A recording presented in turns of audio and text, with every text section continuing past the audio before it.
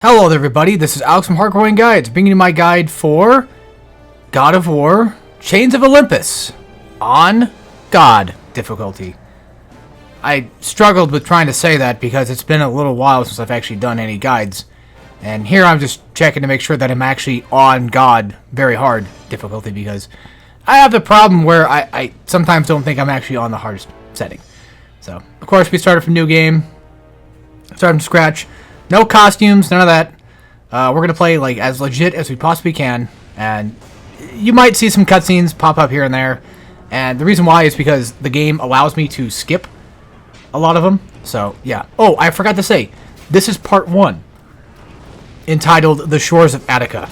Yeah, I don't know why I looked up the names of these levels, and then just completely forgot the name of them after I had done this. So, Attica itself, or Attica, I don't exactly know the proper pronunciation, is a relatively simple and very somewhat easy level to go through, at least until you get to the basilisk fight at the very end, because most, if not all, the enemies can just easily be grabbed, except for, you know, like the Cyclops and stuff. And that's something I kind of want to go into too, is Chains of Olympus is awesome. I love Chains of Olympus. It's a great game. It's absolutely amazing. It's one of my favorites of the God of War series, or just even one of my favorite PSP games, you know, next to like Deadhead Fred and stuff, right? So, even with all that being said, this is still not what I would consider too hard of a difficulty to go through. Of course, you know, at the very end of the series, I'm going to explain why that is. I also plan on potentially doing, I think, 7 episodes this time around. I recorded the entire thing, of course, and I ended up with 7 episodes, so I think that's what we'll probably end up just doing regardless. And something I want to go ahead and cover real fast before we get too far into this. So you see with my combo meter down there, you know, the hits, you know, I'm getting like a ton of hits. For those that are new to God of War, you know, of course, if you do multiple combos and stuff, you gain plus 2 orbs every 10 combos, and then it goes to 4, and then it goes to 6, and it gradually just goes up. I mean, granted, you know, most people probably watching this are probably fans of God of War and probably either need help or just probably have an interest in God of War anyway, so you might know some of these basic stuff anyway. The thing is with Chains of Olympus, though, is it kind of does a thing that God of War 2 does, where if you have over 10 hits in your combo, you're able to grab an enemy and kill them with a finisher, if they can be grabbed, you know, whether it be circle prompt or just normally, like these regular, you know, Persian enemies are. And with them, you gain, I think, like plus 10 orbs every time. So the idea that I'm going for most of my fights is I'm trying to get at least a plus 10 combo, and then going for a finisher to get that plus 10 orbs with it, which will basically just go into like plus 12. The reason being is because, like, you know, the faster you get your weapons upgraded, the faster the game will be easier. Also, the fire attack can be dodged, as you can see right there. Just block most of the attacks. It's essentially kind of almost the same setup as the Hydra was in God of War 1. So if you're used to that, then you're pretty much just kind of okay with this fight. Like, the worst part of this fight that you probably have to worry about is the fact that you need to dodge the fire. And also, every button prompt for this one is just going to be X. So you can just mash X all the way through, and you'll pretty much be fine. So I think there's only 2 times you press X. And also, earlier, you might have seen like a strange little glitch in the system. Don't mind that. That's just, for some odd reason, my Elgato, during the entire recording of all this stuff, had some issues every once in a while. So I'd like to address that and say, don't worry about it. It's perfectly fine. It's whatever. Now, in other news, since I've been gone for so long, I've been up to other stuff, not necessarily important to talk about here, but there is one thing in particular that I do want to mention that I am currently doing right now. I just got done doing the entirety of God of War 1. And I am now currently, as far as I'm aware, still going, possibly, am doing an entire marathon of all the God of Wars on my main channel, which is TurnMonkey1497. However, it's not on YouTube I'm doing it on. I'm actually doing it on my Twitch channel that I have now. You can find it in the description below, of course. You can find my channel there. And if you want to go find like the VODs for that, they will be uploaded to my main channel, which is TurnMonkey1497. And if you want to find my Twitch, it's the same name. So yeah, my plan is to do all the God of Wars, at least up till 4, not counting Betrayal. We're only doing console games. and essentially trying to beat them possibly in one day or 2 sessions or whatever. And I beat God of War 1 today on God. Everything will be on very hard, and including chains. So you will get to see me do Chains of Olympus at some point live. And I do want to apologize for not letting anybody know in the community tab on Hardcorean. I was just setting everything up, and everything was just messing up and stuff, and I just completely forgot to tell Hardcorean. But, you know, I am uploading the VOD right now as we speak, so if you wish to see that, then you can. I'm not trying to make anybody participate, you know, in the streams or anything like that. You know, you can always just enjoy the VODs, which that's kind of something that I do personally. But, yeah, the plan is to do all the God of Wars at least up till God of War 4. And then if I decide to do God of War 4 and 5, then so be it. So, yeah, that's pretty much it for that. Most of what I did was just kind of work on art stuff and what have you while I was off. And take care of other, like, you know, adult responsibilities, quote-unquote, yada, yada, yada, you know, like fix car, fix health, you know, the normal stuff. So, we're also back, obviously, back into the action. Ignore my fan, I'm sorry about that. Back into the action of doing some more playthroughs. I did think about starting a full recording of the next guide already that I plan on doing. And that next guide I would like to do, I'm just going to spoil it now. Would you stop with the fucking fan? Goddamn. Is probably X-Men Wolverine. X-Men Origins Wolverine. That's kind of what I want to do, because I'm kind of just in the God of War mood, and this motherfucker is just blowing up. Why? If you can hear that, I'm sorry. I apologize for that. I don't know what his problem is. I don't know what his deal is. Like, I'm not processing anything too strong. I'm not fast-forwarding or nothing. Anyway, so this little part right here, basically, whenever you grab that lever, enemies are just going to spawn. That's just how that works.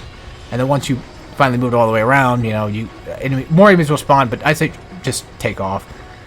Also, you do keep your orbs in this section. Just think of this entire section kind of like God of War 1, where you essentially get to keep all your upgrades and stuff that you do accumulate, because this is not a sequel, this is a prequel, so you're allowed to at least have your stuff for the most part. They're not going to take it away from you. They're not going to Metroid your ass, so, yeah. But as boring as it might seem, I'm going to be going mostly for grabs whenever I get the chance to get, like, extra amounts of hits, just to essentially just make the game just a tad bit faster in terms of upgrades. Not that it necessarily is going to make the game that much easier. I mean, the game is already relatively somewhat easy enough. I'll still say, like, it has challenge to it, of course. There's times where, you know, even I struggled, but it's not that bad, I promise. If you've beaten God of War 1 and 2, you're probably more than likely prepped to play Chains of Olympus, and you'll probably be okay. But, of course, for those that, you know, might be struggling or may even just want to watch something for entertainment purposes, then, well, hopefully this will help with that. Because that's what I'm here for. And what else was I talking about? What else do I need to talk about? I do actually miss a feather, and I do want to apologize for that as well. I know where it's at, and I kind of have an idea of how to get it. But the thing is, I must have fudged it up somehow and just don't know how. And yeah, as far as I'm aware, to get this specific feather, there's going to be a launcher, like a bow, like a big giant ballista. I think that's what they're calling, right? I don't know why I tried doing like the Psychic Pebbles Trump impersonation right there when I said right. I don't know why my brain just immediately thought of that and was like, that's the impersonation I'm trying to do. What the hell? No, but there's going to be like a ballista that shows up later, and then you can be able to shoot that at that building. And I thought I did that, but it turned out that I did not do that. Funny enough, when I was young, when I had this game, when I had this game physically on PSP, because I sold all my PSP games because my PSP broke. I fell down some stairs. That's literally what happened with it in hand, and it broke, and the screen was broken, and I was very upset. Now, granted, I probably could have sent it in to get it fixed or whatever, but I was too young and stupid at the time to really know that, so I hate myself for that, but it is what it is. And yeah, funny enough, my sister was the one that told me about that secret. I'm like, what the fuck? How did you find that out? So it was weird. Anyway, this is of course, the Persian leader here. I don't remember his name exactly. I just know that he's Persian because that's what we're fighting against in this war. And he's relatively straightforward for the most part. All you really need to watch out for, of course, is this dashing attack that, turns, goes into flames, which that's relatively easy and kind of somewhat obvious to kind of see coming.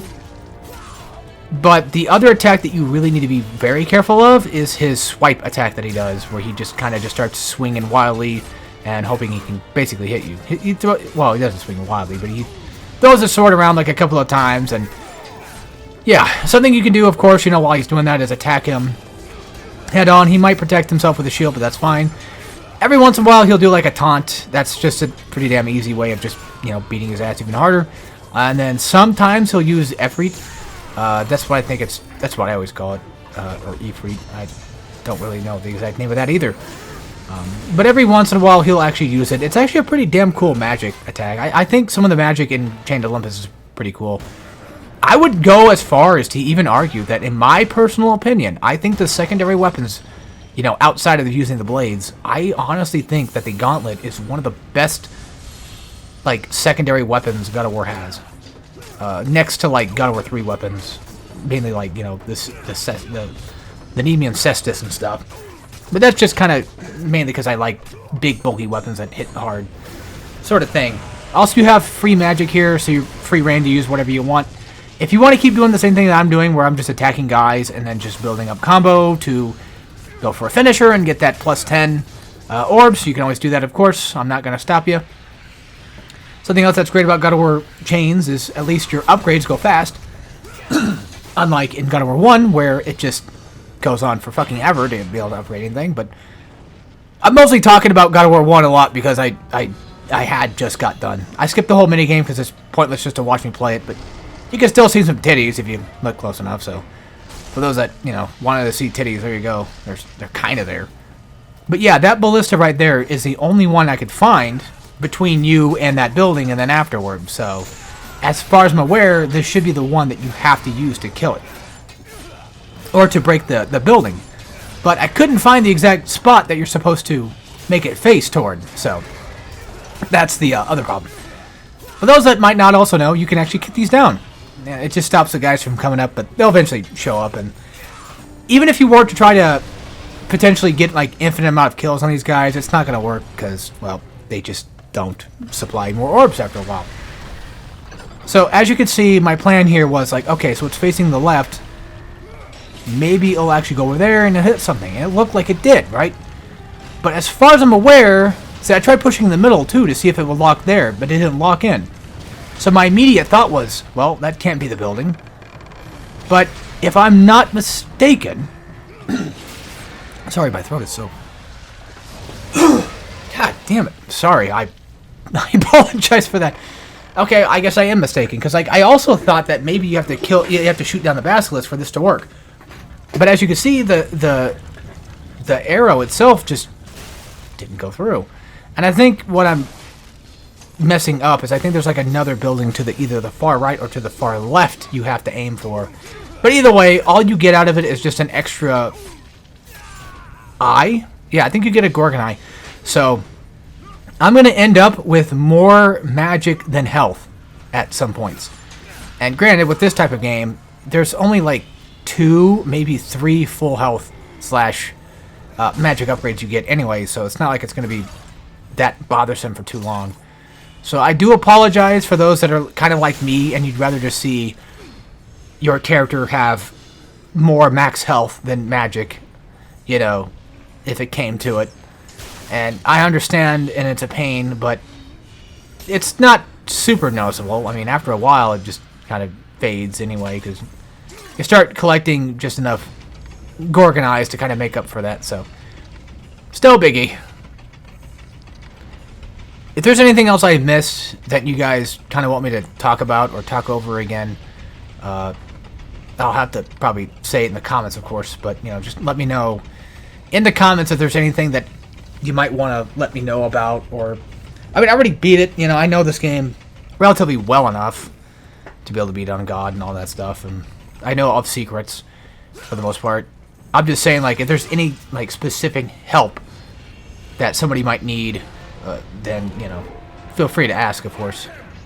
And when it comes to, this video in particular, if I had messed up or maybe possibly forgot to give out my full thoughts, because I tend to do that quite often. I tend to forget to explain in detail my full thoughts, and then I just go on to the next train of thought, thinking I already explained everything I need to explain. But yeah, so that's it for that. Now for this, we're now fighting the Cyclops, of course, and the Cyclops is relatively simple. It's just when you get to the later games when they become kind of a pain in the ass. He has only relatively about a couple of attacks to begin with. Like, he's got this slam attack, which is just kind of a little bit more on the easier side to see coming, and you can kind of just, you know, preemptive, you know, avoid it, basically. This attack right here, what I do with it, I'm a little bit more confident in my skills, and depending on how confident you are, you know, will definitely determine whether or not you want to go the same route of action that I take. But if you do try to take a different action, there's a couple ones I can tell you. But yeah, I mainly dodge and just go for basic close counters. And use magic every once in a while. But the problem with magic, though, is you don't get a lot of magic back from chests. So do be careful of that. That's one of the other ways of going down this road that you could take. Another road you could take, technically speaking. So just be careful that using magic does... It's very costly in a game like this. You don't get a full magic bar by opening magic chests anymore, so... Keep it at, be a little bit more conservative, but, you know, if you know where to use it and you want to use it and you know what's good or what magic chests are coming, then, of course, you know, feel free to use whatever. And the other road that you could probably take is what I like to call basically just build up, where you run away from the enemy and then you do, like, plumes. So you do, like, square, square, triangle, or maybe you do, like, a full 5 squares into a triangle, you know, like the full square combo. And then you finish off with a triangle. You just run away. That's something you could do. You could essentially play keep away if you wanted, or you could do what I do and just eventually learn the patterns of, like, you know, when he's gonna attack, and whatever arm he attacks with, which is usually, I think, like his right arm anyway. Just dodge to his right, and you could avoid most of those other attacks, those other successions of attacks that might be coming your way. So, something to kind of keep in mind, you know, if you were curious or interested or whatever. So that building right there that you can see where the guys are shooting me from, that's the building that's supposed to be destroyed. And again, I don't know why or how, or I guess I mean, my only theory is that I clearly didn't shoot it. I mean, that's obvious. But you know, I feel like maybe I didn't push the bow to the right. Like, I didn't push it too far to the left or too far to the right, or whatever it could have been. Or even finding, like, some place in the middle of those 3 directions, because it just seems like it only has the 3, so... and at the time, I was doing a guide, and I was just like, I just want to go find out if I got it or not. And I was also thinking that maybe, just maybe, you can come back here, if I remembered correctly. Like, I think you do come back here, and, like, maybe you find a catapult, you know, on the way back, and then you can just use that. Because that's another thing I thought, too, was, oh, well, maybe there's another ballista around here somewhere. I don't know why I keep saying catapult, but, yeah, maybe there's another ballista around here somewhere that I could probably use to my advantage. And, yeah, no. So. Also, if anybody's wondering why I'm so damn laxed for doing a hardcoring guide video when, you know, this is God of War, this is the series that I do all the time, and not only that, but, you know, this is, like, my pride and joy, right? Like, God of War is, like, the thing that I basically base most of my hardcore stuff on in the first place. If it wasn't for God of War, I wouldn't have gotten into hard mode. That's genuinely true. That's absolutely 100% true, which is funny, but a lot of reason why I'm not taking this so professionally or so seriously is because this is the first level of Chains of Olympus, and there's nothing inherently too threatening. Yeah, there was a Cyclops fight, but if you know how to dodge and know how to avoid most of the attacks, you're fine. Using magic is something I would kind of recommend against, at least until later game, especially when you start getting that thing upgraded, because once it's upgraded, it's actually pretty good. The Ifrit, you know, that's what I'm talking about. But, magic attacks on the Cyclops are just kind of what I would consider not really, like, the best option to take. You can still do it, of course. God damn it, I gotta go fucking take something out of this. You know, you can still do it or whatever, but I'm just saying that, personally speaking, I don't find it too useful. I'm okay with just doing regular basic attacks, because the enemy difficulty is just relatively small and low, and the Cyclopses do not do even remotely enough damage, plus, you know, take enough damage to really be too much of a threat.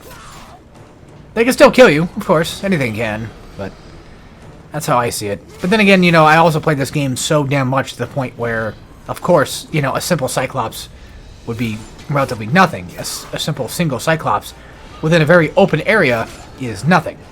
However, of course, when you get to later parts of the game, and then you gotta fight Cyclopses with armor, and inside of a small room, at the same time fighting another one of the same status, then yeah, that becomes a problem. But that's later. That's later when that becomes much of an issue. Just saying. I'm checking things, sorry about that. Because again, like, it's just Chains of Olympus. Like, I love this game. It's more fun to play, and, you know, to some people it might be, you know, fun to watch. I'm not having a bad time or anything like that. It's just that because the enemies are just relatively small and simple, they prove simply just no challenge. You can easily just grab them and then be done.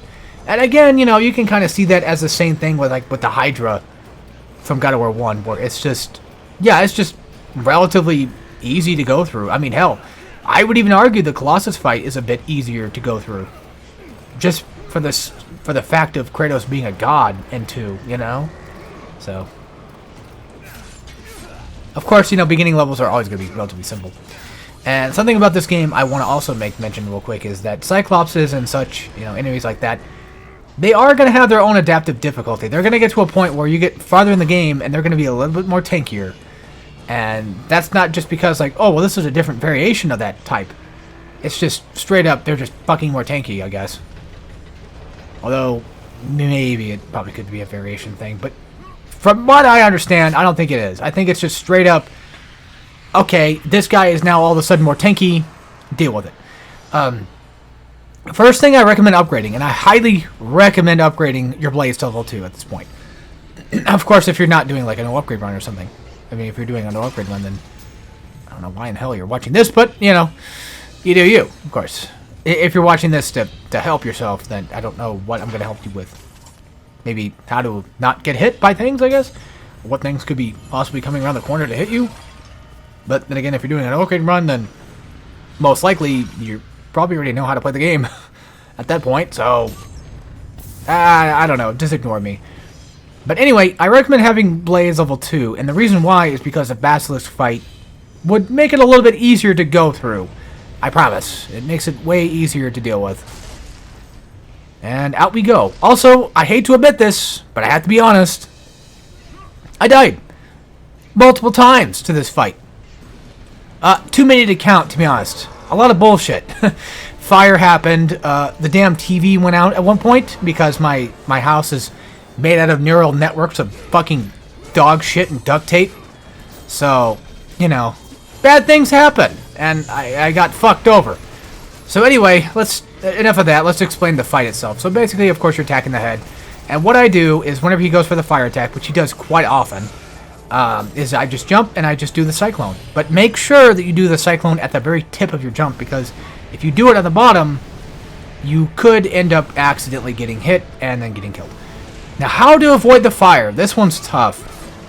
As far as I'm aware, I think the fire goes toward where the game wants you to go. As in, like, or not where it wants you to go, but as, like, it knows where you want to go, kind of, and then it just kind of shoots the fire that way. This is going to sound weird, of course, but be aggressive with your rolls.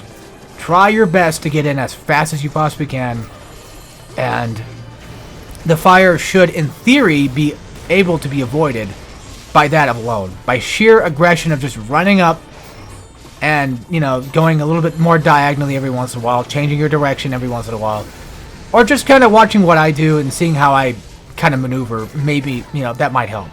Something else to keep in mind, though, is I tend to use the roll trick, the square roll trick, where every time I roll, I hit square. You know, I keep mashing square, and the reason why is because it makes my rolls faster. It ends the animation faster.